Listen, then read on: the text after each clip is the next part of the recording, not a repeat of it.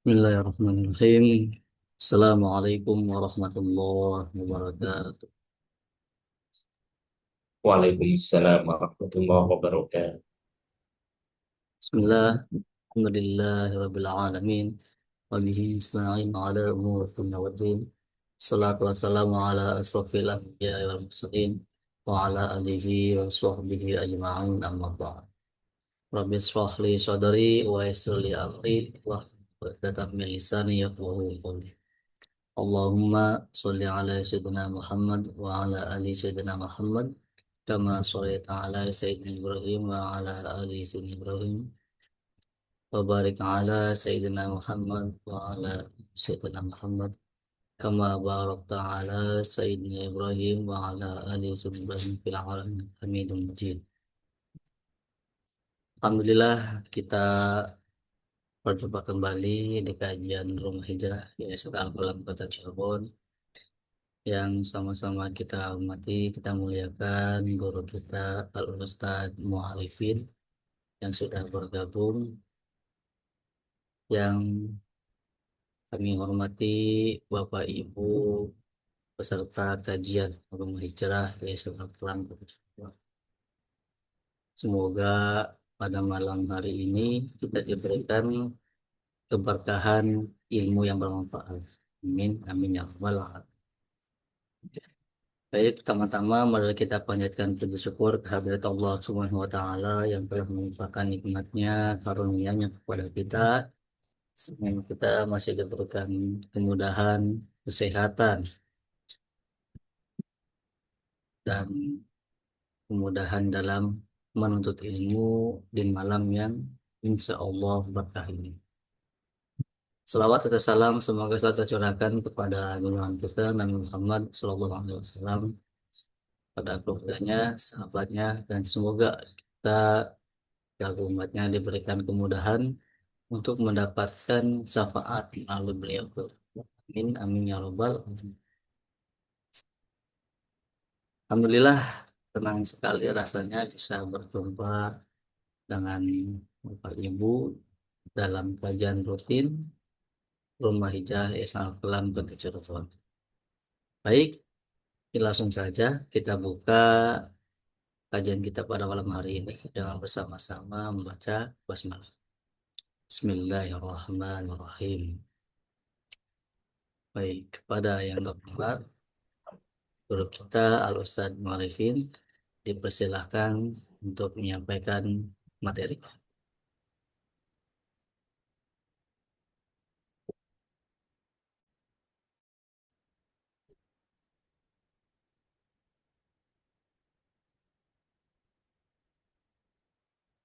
Assalamualaikum warahmatullahi wabarakatuh. Waalaikumsalam warahmatullahi wabarakatuh. Alhamdulillahi rabbil alamin wal aqibatu lil muttaqin wa la udwana illa 'alal zalimin. Wassalatu wassalamu ala asyrafil anbiya'i wa imamil mursalin Sayyidina wa maulana wa habibana Muhammad sallallahu alaihi wasallam wa ala alihi wa sahbihi ajma'in. Bishrah li sadri wa yassir li amri wahlul 'uqdatam min lisani yafqahu qawli, amma ba'd. Hadirin hadirat jamaah Rumah Hijrah yang dirahmati Allah Subhanahu wa taala, wabil khusus host kita Kang Adib. Semoga kita semuanya senantiasa terlimpahkan anugerah, nikmat, hidayah, keberkahan dari Allah Subhanahu wa taala. Amin amin ya rabbal alamin. Alhamdulillah wa syukrulillah, atas anugerah nikmat yang telah Allah berikan kepada kita semuanya,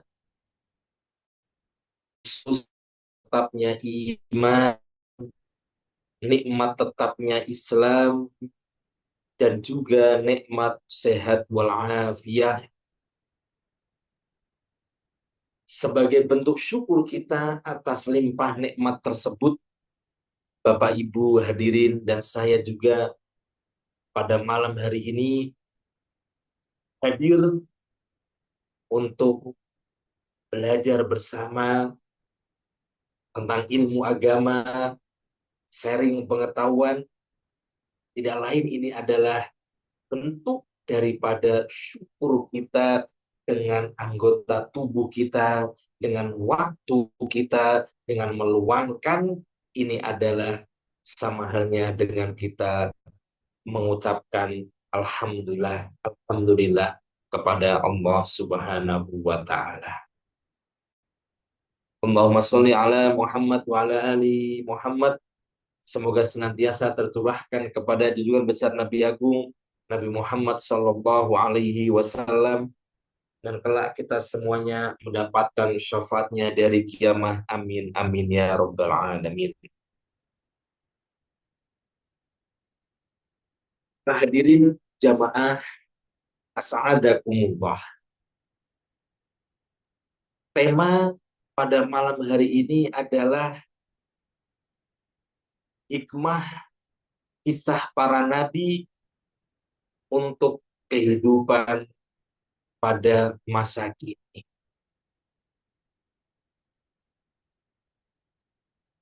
Pada saat ini kita masih dalam bulan Muharram, atau kata orang Jawa bulan Suro, yang dimana Allah Subhanahu wa Ta'ala menyatakan dalam firman-Nya pada surat At-Taubah ayat 36 yang berbunyi, Inna iddatash syuhuri indallahi isna asyara syahram. Isna asyara syahram fi kitabillah yauma khalaqas samawati wal ardh minha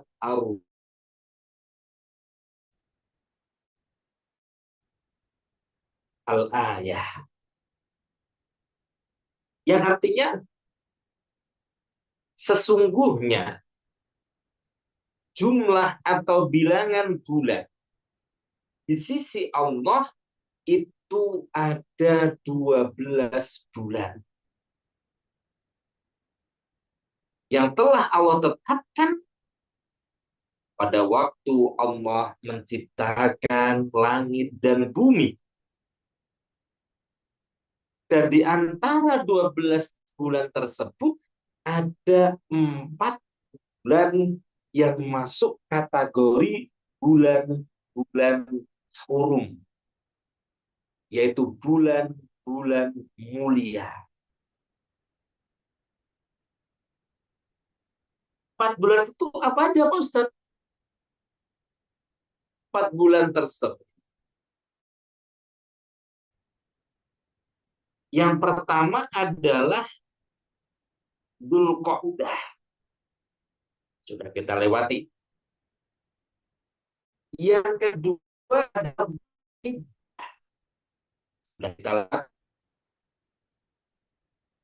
Yang ketiga adalah bulan Muharram. Yang kita sekarang berada pada bulan tersebut. Dan yang keempat adalah bulan Rajab. 4 bulan ini dikatakan oleh Allah sebagai bulan-bulan yang mulia, sehingga orang-orang yang melakukan amal baik, yang melakukan amal soleh, yang melakukan perbuatan-perbuatan yang kebermanfaatannya dinikmati oleh orang banyak, maka pahalanya dilipat gandakan oleh Allah Subhanahu wa Ta'ala. Itu juga sebaliknya, orang-orang yang melakukan dosa, berbuat maksiat, melakukan kezaliman, ketidakadilan di bulan-bulan 4 tersebut juga dosanya akan dilipat gandakan oleh Allah Subhanahu wa Ta'ala. Sesuai dengan yang disabdakan oleh Kanjeng Rasulullah Sallallahu Alaihi Wasallam, beliau menyatakan, ya, maaf, yang dijelaskan, ya, dalam sebuah tafsir, dijelaskan, waja'alal danba fihinna aqdha wal amala salihah wal amra aqdha. Kalau melakukan dosa maksiat ya dibesarkan, kalau melakukan amal soleh kebaikan ya juga ditingkatkan, alias dilipat gandakan pahalanya dan juga dilipat gandakan dosa atau maksiatnya oleh Allah Subhanahu wa Ta'ala. Oleh karena itu, para hadirin jamaah, saya juga, marilah di bulan Muharram ini kita masih ada waktu setengah bulan lagi. Mari kita berbondong-bondong, berduyun-duyun untuk melakukan kebaikan-kebaikan. Kita tingkatkan, bukan berarti di luar Muharram tidak boleh baik, baik terus, tapi lebih ditingkatkan lagi. Hadirin jamaah rahimakumullah. Pada bulan Muharram ini dikisahkan oleh para ahli-ahli mufassir, ahli tafsir, dan juga disebutkan dalam kitab I'anatul Talibin, syarahnya kitab Fathul Mu'in, bahwasanya di bulan Muharram ini terjadi peristiwa-peristiwa yang agung, peristiwa-peristiwa yang luar biasa, yang pernah dialami dan dilalui oleh para kekasih Allah, oleh para nabi-nabi dan rasul Allah Subhanahu wa Ta'ala. Peristiwa-peristiwa tersebut diantaranya adalah yang pertama, Allah Subhanahu wa Ta'ala menerima taubat daripada bapaknya para nabi, yaitu Nabi Adam alaihissalam. Setelah beliau beratus-ratus tahun meminta pengampunan kepada Allah karena melakukan kesalahan, dalam tanda kutip, melakukan kesalahan, yaitu memakan buah khuldi yang dilarang oleh Allah ketika beliau dengan Siti Hawa. Itu bukan panggilan ya Bapak Ibu. Orang kita itu Indonesia saking mengagungkan istri-istri para nabi,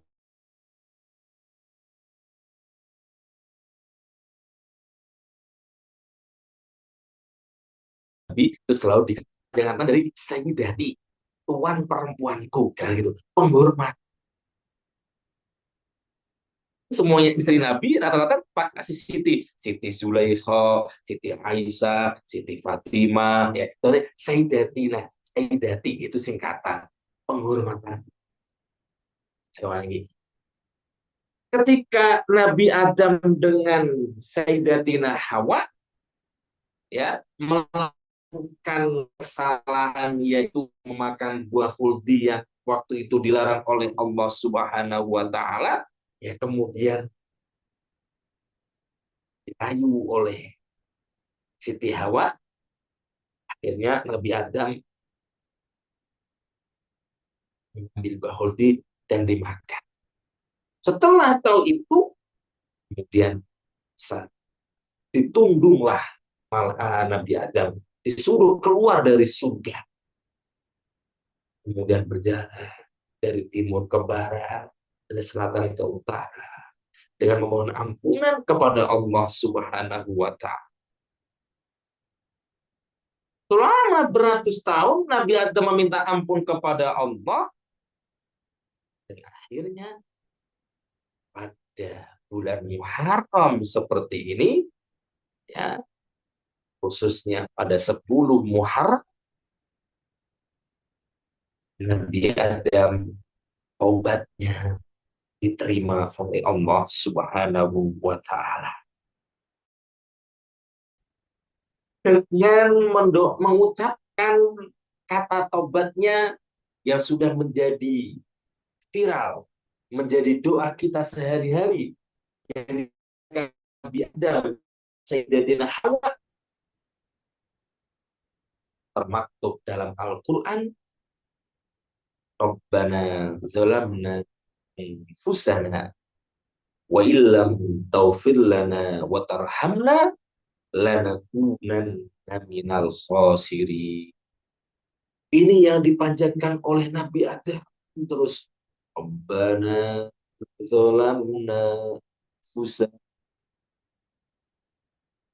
Ya Allah, wahai Tuhan kami, saya dan Hawa telah menzolimi diri kami sendiri, telah menganiaya, telah menzolimi, berbuat dosa kepada diri saya sendiri, wahai Allah, wahai Tuhan kami.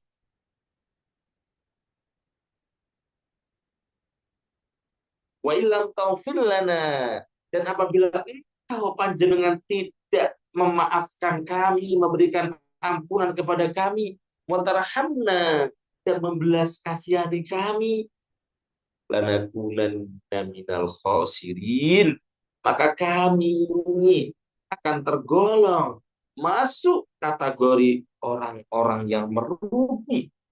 Merugi di hadapan engkau, wahai Allah. Ini yang dipanjatkan oleh Nabi Adam. Bapak Ibu semuanya.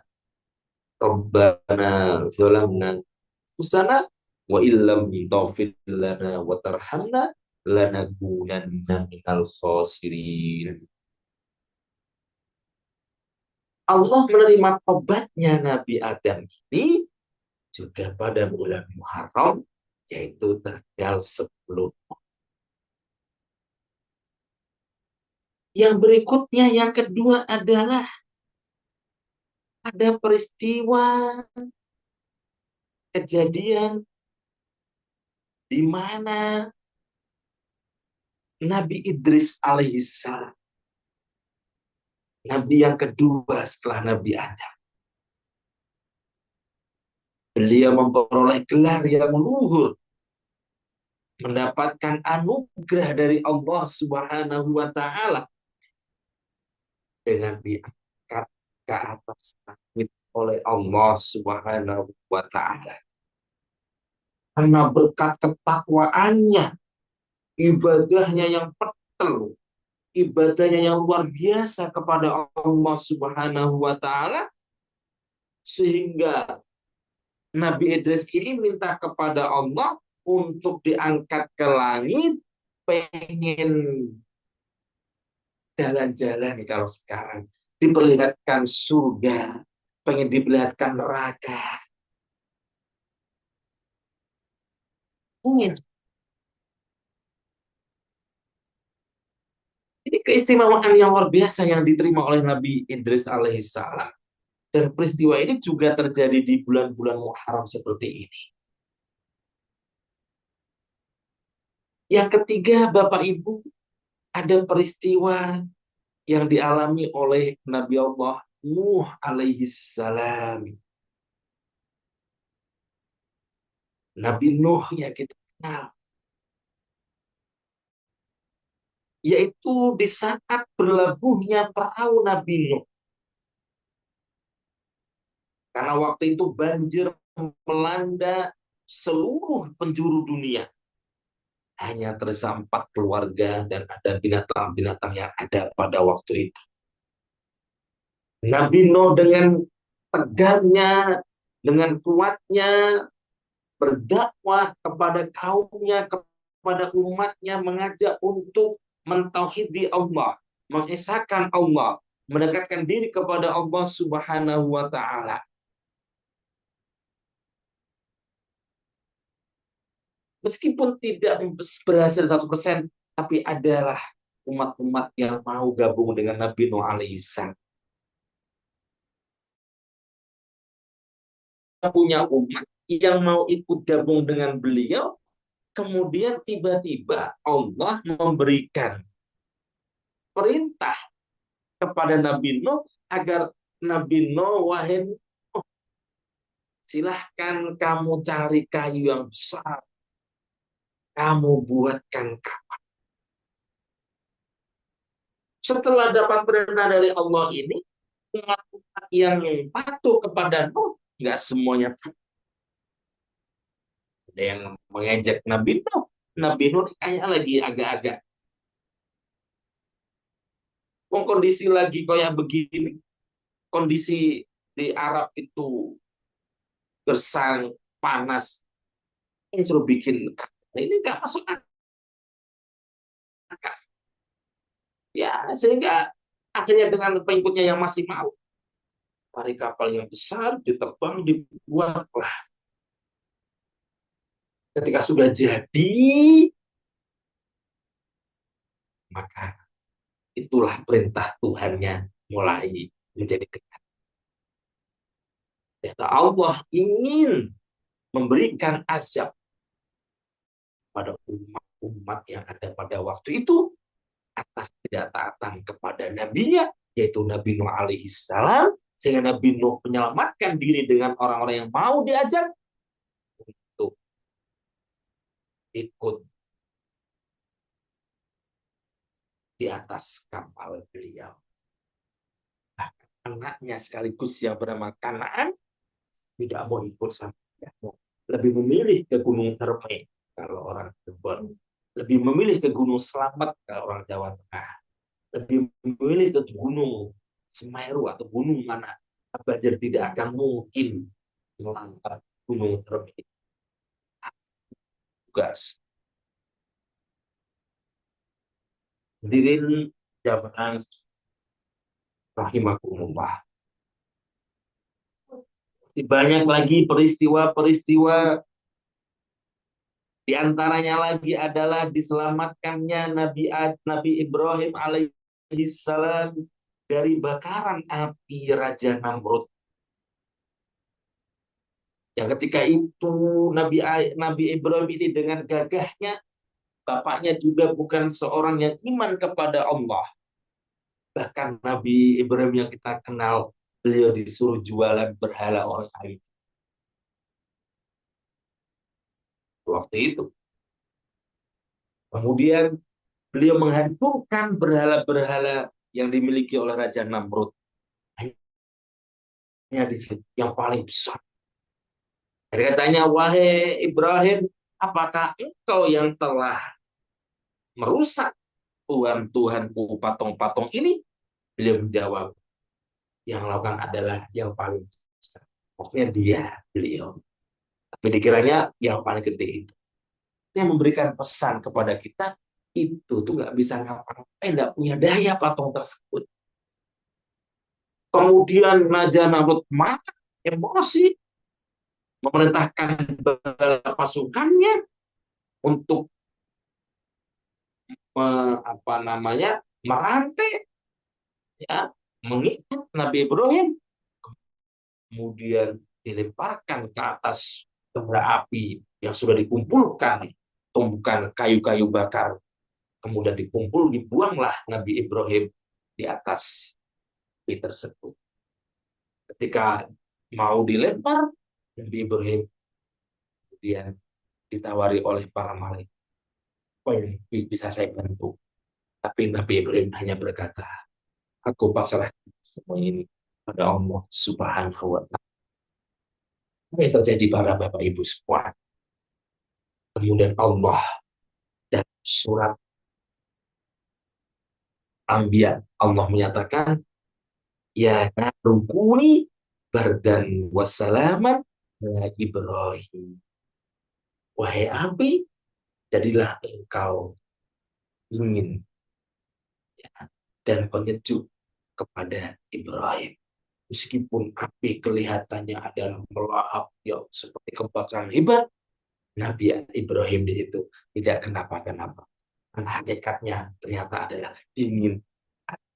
Peristiwa itu juga direkam pada bulan ini. Kemudian lagi ada peristiwa yang di mana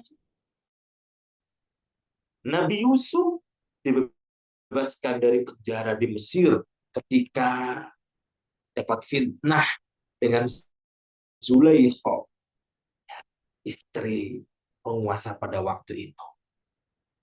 Kemudian disembuhkannya Nabi Yakub alaihissalam.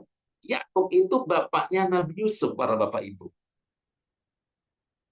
Ya, Nabi Yusuf itu punya bapak namanya Yakub.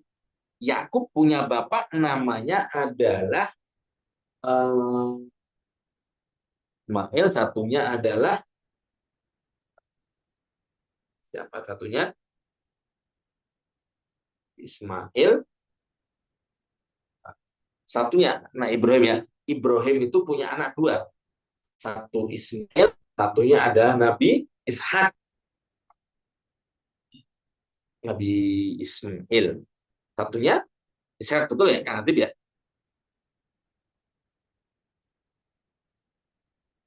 Ishak. Kemudian Nabi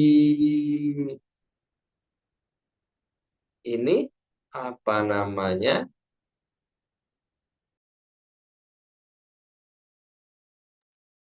Ibrahim punya anak namanya Nabi Ishak sama Ismail ya.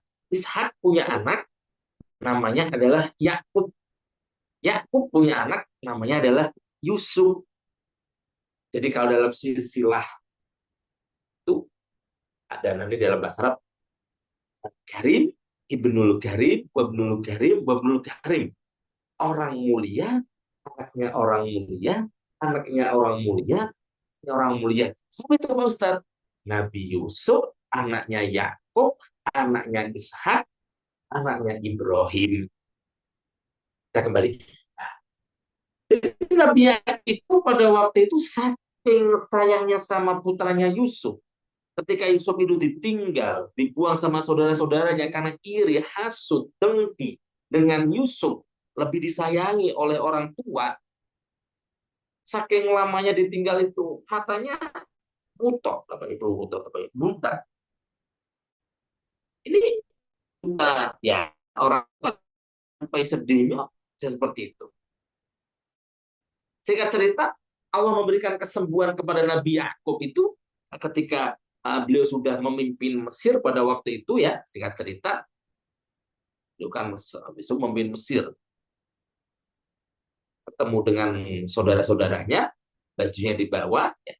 Nabi Yakub mulai mencium dari baju milik anaknya. Orang tua itu tidak akan salah mengenali baju apapun yang dimiliki oleh anaknya. Tidak dengan anak mau anak kayak kita itu apa namanya mengetahui baju apapun milik orang tuanya maka bodoh mungkin. Tapi kalau orang tua itu telaten, setitik, itu juga dilakukan, disembuhkan oleh Allah pada bulan-bulan.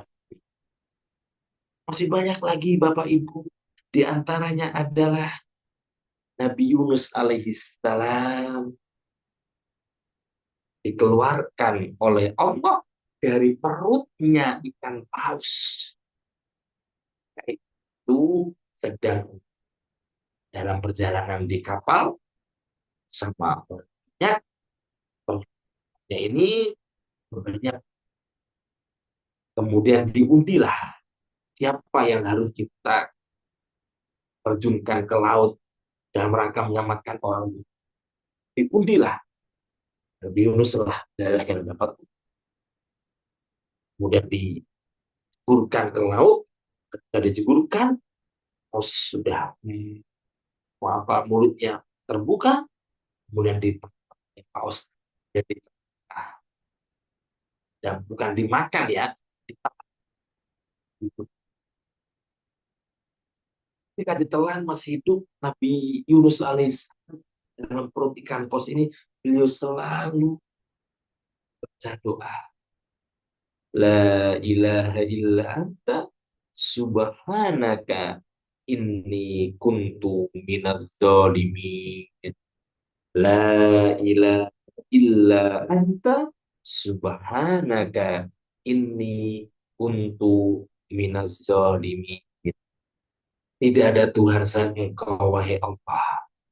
Ini suci Engkau. Sesungguhnya aku adalah benar-benar orang yang berbuat zalim. Mengaku dirinya orang yang zalim.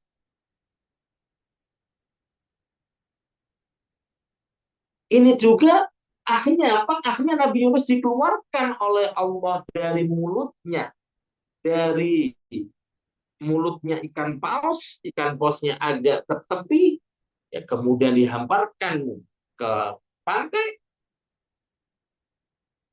pada waktu itu, yaitu pada bulan Muharram, dan bulan-bulan seperti ini, 14-10 Muharram. Ada lagi terbelahnya Laut Merah, terbelahnya laut yang ada di Mesir pada waktu itu di Duri Saina, ya, yang ada di Mesir, maaf, yang ada di Mesir. Setelah Nabi Musa dikejar-kejar oleh pasukannya Fir'aun dan bala tentaranya. Jadi sebenarnya anak sayangannya Fir'aun pada waktu itu, sama ibunya dibuang di sungai, kenterkan sungai Nil. Nah, waktu itu kalau dia lahir laki-laki dibunuh, dia takut. Kemudian ditemukan sama istrinya Asia, dimomong lah, seneng lah punya anak. Nggak diduga anak anak ya memenuhi bapak dirinya, bapak ya itu yang telah membunuh. Siapa itu? Firaun. Sehingga cerita ketika sudah besar dewasa, beliau dikejar-kejar oleh Firaun dan bala tentaranya, ya, dengan tongkat saktinya Nabi Musa alaihissalam, laut ya, yang ada di Mesir itu kemudian apa namanya dilemparkanlah, ya, dilemparkanlah orang ini.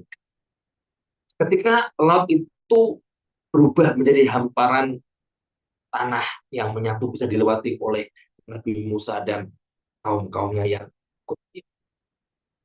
Ketika Fir'aun dan bala yang mengejar yang telah dilewati, maka itu kembali menjadi laut sehingga menenggelamkan mereka. Peristiwa ini juga direkam jadi seperti ini, yaitu pada bulan. Masih banyak lagi Bapak Ibu jamaah, Nabi Ayub nanti disebutkan dari penyakitnya, kemudian Nabi Sulaiman ya, mendapatkan apa namanya itu mahkota kerajaan, Nabi Daud diampuni dosanya, dan lain-lain. Peristiwa-peristiwa yang begitu agung terjadi pada bulan Muharram, yaitu bulan-bulan yang saat ini sekarang kita ada pada waktu ini. Hadirin jamaah rumah hijrah rahimakumullah. Kemudian hikmah yang bisa kita petik, hikmah apa yang bisa kita ambil, hikmah apa yang bisa kita jadikan pelajaran, hikmah apa yang bisa menginspirasi bagi kita sebagai umat masa kini, sebagai umat pada zaman sekarang. Yang pertama adalah hikmah dari kisah para nabi-nabi dan rasul tersebut. Yang pertama adalah kuatlah itu. Kita sekarang hidup di era yang modern, yang penuh godaan, penuh kesalahan, penuh khilaf. Maka harus kita imbangi dengan kesadaran untuk mengevaluasi diri, memperbaiki,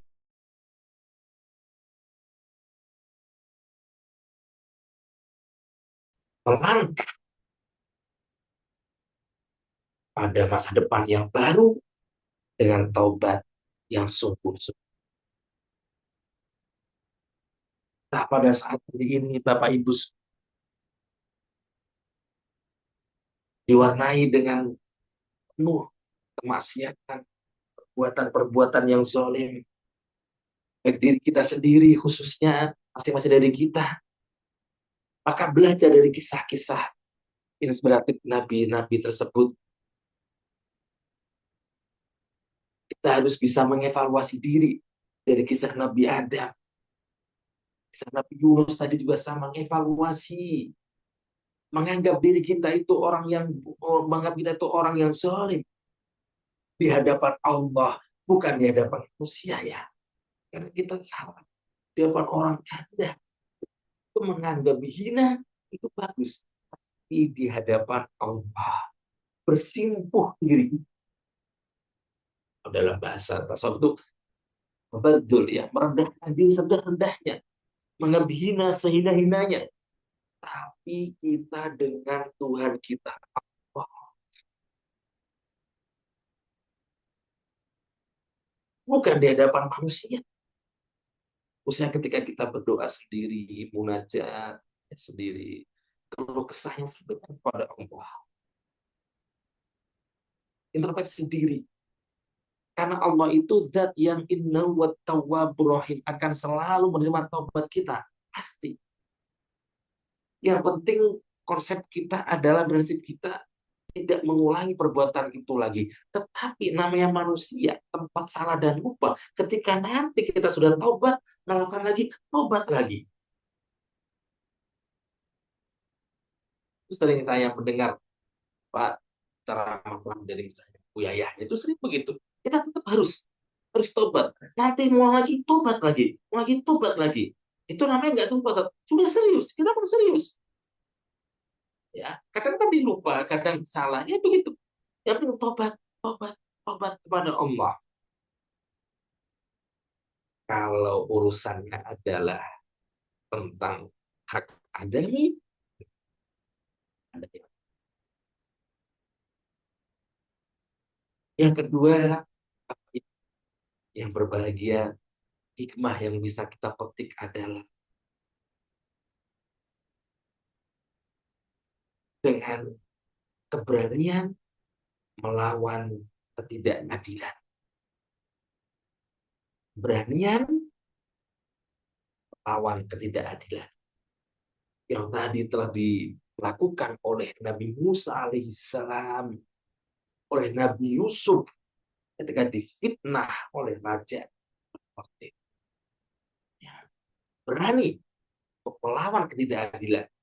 Berani untuk melawan kezaliman. Menuntut kita sebagai umat masa ini memiliki keberanian moral dalam menegakkan kebenaran, menolak kezaliman. Kalau kita berani dengan kekuatan yang kita miliki. Kalau kita punya kekuatan sebagai pejabat, kalau kita nggak kuat gimana Pak Ustadz nggak punya daya? Minimal dengan lisan kita. Mengingatkan, bukan kita menyalahkan, tidak. Mengingatkan. Punten itu nggak boleh, itu darah agama. Menyampaikan aja. Karena yang paling berat itu Bapak Ibu, ya bagi kita, saya khususnya juga sama. Amar ma'ruf itu lebih mudah daripada nahi mungkar. Meskipun amal juga berat. Cuman orang itu lebih senang kalau diajak kebaikan daripada disuruh meninggalkan keburukan. Itu nahi mungkar. Maka pahala yang nahi mungkar itu lebih besar. Nahi mungkar itu mencegah kemungkaran. Saya datang ke rumah panjenengan semua. Assalamualaikum ibu-ibu. Ayo waktunya sholat jamaah. Besok ada pengajian. Ayo ngaji. Ayo kita ada ini kegiatan datang. Ayo kita sodako. Ayo kita begini. Ini juga berat. Tetapi ini masih mending, masih cukup tidak masih ringan dibanding ada orang main domino, ya main judi, ayam sabung saya datang. Bapak Ibu, Bapak-bapak, mohon maaf ini dilarang oleh agama. Ini orang pasti akan emosi kepada saya, nggak terima. Lebih sering dia diajak kebaikan daripada saya menegur keburukan. Maka ini sangat-sangat berat. Kalau kita sudah tidak berani membubarkan kemaksiatan, keberanian melakukan ketidakadilan dengan tindakan, dengan ucapan, maka yang Bapak Ibu yang kita lakukan adalah ingkar dengan hati kita. Dan kemaksiatan di sebelah mau dibubarkan, tidak berani, mau ditegur, disalah. Ya, gimana Pak Ustadz? Panjenengan dalam hati kita aku tidak ridho dengan kegiatan tersebut. Aku tidak rela dengan kelembutan yang ada di tetangga saya. Itu minimal adalah cara kita untuk tadi menghimpunkan. Yang ketiga, Bapak Ibu, hikmah yang kita bisa kita ambil adalah yang namanya hidayah, petunjuk itu datangnya adalah Allah Subhanahu wa Ta'ala. Kita, Bapak Ibu semuanya, para ustadz, para kiai, para abah, beliau hanya sekedar Nabi juga itu sekedar wasilah. Nabi sendiri menyatakan, kalau diterjemahkan, ya aku salah, ini tidak lain adalah menyampaikan. Sehingga anaknya Nabi Nuh sendiri tadi dalam dalam kisah-kisah tidak mengikut kepada bapaknya. Siti Asiyah punya suami Fir'aun. Ibrahim bapaknya, artinya pemberi hidayah itu adalah Allah Subhanahu wa Ta'ala. Kita tidak punya daya apa.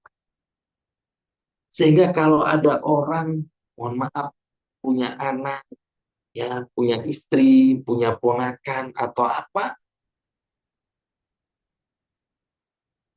kemudian tidak bisa meniru jejak orang tua jadi soleh, jangan dihina, jangan disalahkan, jangan dicela. Karena hidayah itu datangnya dari Allah. Orang tua pasti mau yang terbaik buat Nabi aja diuji seperti itu, apalagi kita. Seandainya Nabi itu bisa memberikan petunjuk, maka anaknya Nabi maka Nabi Ibrahim akan bisa menunjukkan kepada ayahnya. Ini penting sekali. Yang penting tugas kita mengarah, memberikan yang terbaik buat orang-orang. Jadi tidak, itu adalah kehendak dari Allah Subhanahu wa Ta'ala. Hikmah yang keempat untuk kehidupan kita adalah optimisme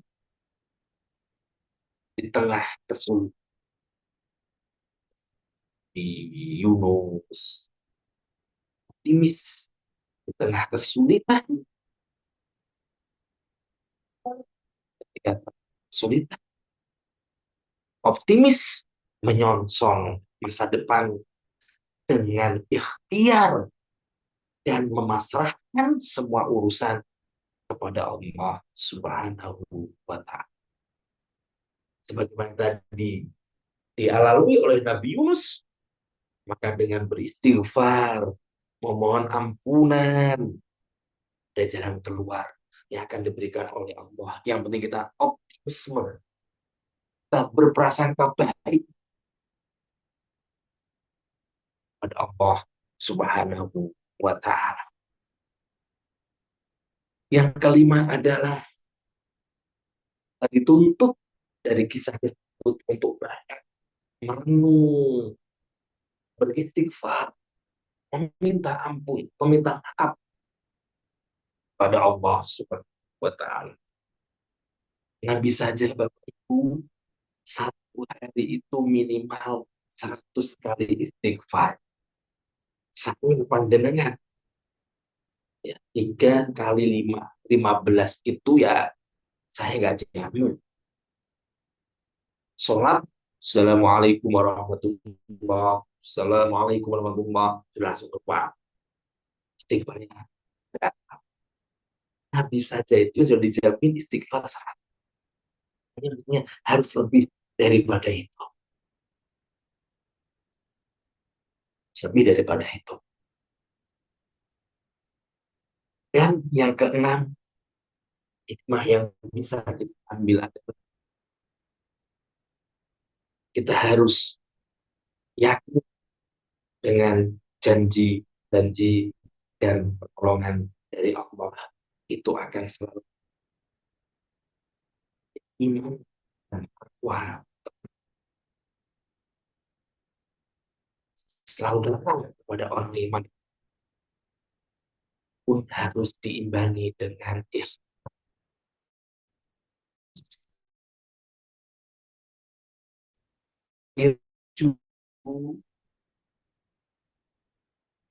Bedanya kita umat Nabi Muhammad dengan umat-umat terdahulu. Kalau umat-umat terdahulu itu ketika melakukan maksiat, melakukan perbuatan-perbuatan yang dilarang oleh Allah, kemudian tidak segan-segan langsung menguji dengan memberikan azab pada kita. Umatnya menjadi umat Muhammadiyah, umatnya Nabi Muhammad. Di saat ini orang berbuat maksiat, berbuat zalim, ini Allah tidak langsung memberikan kita daripada Nabi Muhammad SAW. Itu harus kita syukuri sebagai umat Nabi Muhammad SAW. Demikian dari singkat yang bisa kami sampaikan kepada panjenengan semua jamaah hijrah yang dirahmati Allah Subhanahu wa Ta'ala. Sebelum kami akhiri, kali ada yang bertanya untuk atau sendiri materi khususnya pada malam hari ini, kami persilahkan. Baik, Alhamdulillah. Syukran, jazakumullah khair kepada guru kita Ustaz Maulifin yang telah menyampaikan materinya. Selanjutnya kita lanjut ke sesi diskusi dan tanya jawab. Seperti biasa, jika ada yang ingin disampaikan, bisa menuliskan di kolom chat Zoom atau menyampaikan langsung dengan mengaktifkan mikrofonnya.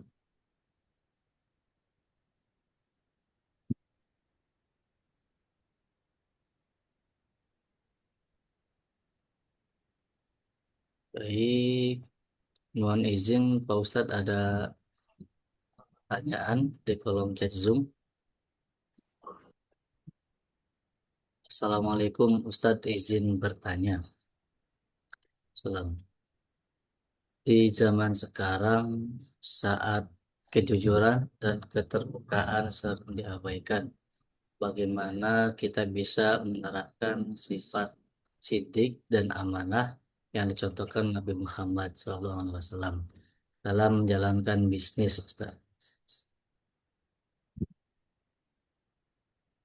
Berarti ini lebih ke konteks bisnis, terus kejujuran dan keterbukaan seperti itu. Eh,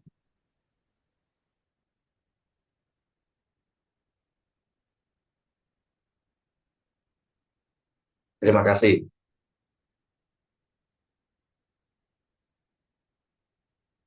Terima kasih untuk pertanyaannya. Betul, memang dalam konsep uh, amanah dan disiplin pada era sekarang ini mulai tergerus. Tetapi bukan berarti itu sudah hilang dari kenyataan yang ada. Saya kira masih masih cukup ada orang-orang yang memegang teguh itu namanya sifat jujur dan amanah bisa dipercaya. Memang kalau ditanya zaman sekarang pasti lebih buruk daripada zaman-zaman sebelumnya. Itu sudah sesuai dengan prediksi. Kalau prediksi lagi ya, pernah disabdakan oleh Rasulullah SAW dan 1400 sekian yang lalu. Ya di mana saat ini memang secara agama orang beragama, tapi secara praktek individu itu justru sebenarnya adalah sosok ya, sedikit yang menerapkan nilai-nilai keislaman pada diri kita masing-masing. Kita ngomongin kita diri kita, nilai-nilai keislaman khususnya tadi dalam perdagangan. Oleh karena itu, ibu atau bapak menanya konsep Islam, jadi kalau dalam kitab Alimul Muta'alim atau dalam beberapa literasi fikih, ya, bagi orang yang dunia bisnis itu juga mestinya wajib untuk mempelajari tentang komponen-komponen dalam nilai-nilai keislaman bagi orang yang dunia bisnis. Di dalam kuliah atau saya di kampus itu ada namanya etika bisnis Islam. Ya sih, dia terapkan, ya sih.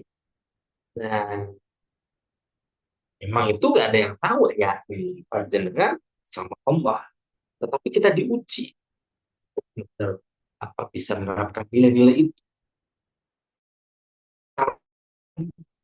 Jadi kita melangkah tidak ada beban yang penting. Ketika kita berkhianat, ketika kita tidak jujur, ketika kita tidak bisa dipercaya, kita akan masuk kategori orang-orang yang munafik. Ya, jadi dalam keadaannya kita harus dulu tentang apa namanya nilai-nilai keislaman yang harus kita punyai ketika kita sedang berdagang. Jujur, amanah, tabligh itu menyampaikan apa adanya, tidak dilebih, tidak dikurangi. Harganya juga sesuai dengan tadi harga ini. Sehingga nanti dengan bisa sesuai dengan sabda Nabi, at-tajirus soduk laisa lahu jaza illal jannah. Dengan ya jujur, tanggung jawab yang mana maka jaminannya adalah surga. Nah, jaminan surga maka lika-likunya tentunya sangat demikian. Semoga bisa dipahami dengan baik.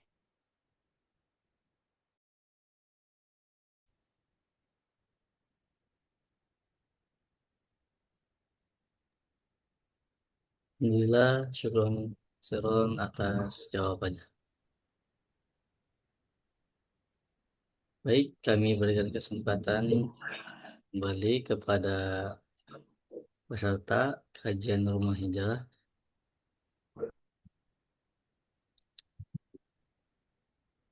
Jika ada yang tanyakan atau didiskusikan kembali, mangga bisa tuliskan di kolom chat Zoom atau bisa bertanya langsung kepada guru kita Al-Ustadz Marifin. Mangga Bapak Ibu.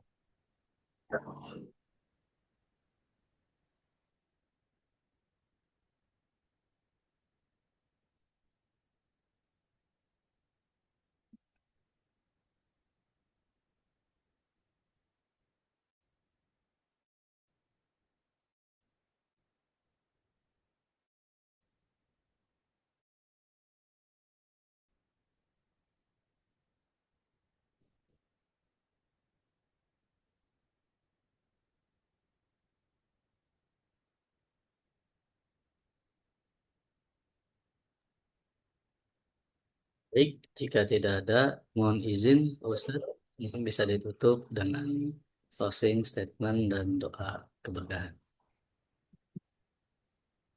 Terima kasih para jamaah rumah hijrah Ustaz yang berbahagia.